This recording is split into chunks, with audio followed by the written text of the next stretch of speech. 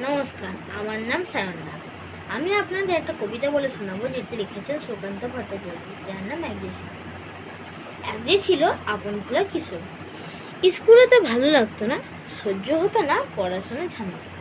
আমাদের সেই চলতি লেখাপড়া সে শিখল না কোনো কালে, অথচ সে ছাড়িয়ে গেল সারা দেশের সবটুকু পাণ্ডিত্যকে। কেমন করে সে প্রশ্ন আমাকে করো না।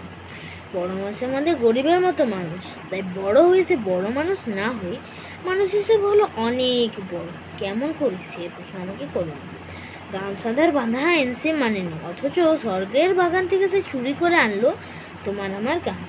কবি সে, ছবি আঁকার অভ্যাস ছিল ছোট বয়সে, অথচ শিল্পী বলে সেই বলে শ্রেষ্ঠ শিল্পীদের সম্মান। কেমন করে সে প্রশ্ন আমাকে করো না। মানুষ হলো না বলে সে ছিল তার দিদা আক্ষেপের বিষয়।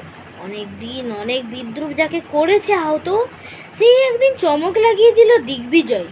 কেউ বলল বিশ্বকবি, কেউ বলল কবিগুরু, উত্তর দক্ষিণ পূর্ব পশ্চিম চারিদিক করলো প্রণাম। পৃথিবী আজ অবাক হয়ে তাকিয়ে বলছে কেমন করে সে প্রশ্ন আমাকে করো না। এই প্রশ্নের জবাব আমি তোমাদের মতো খুঁজি। নমস্কার।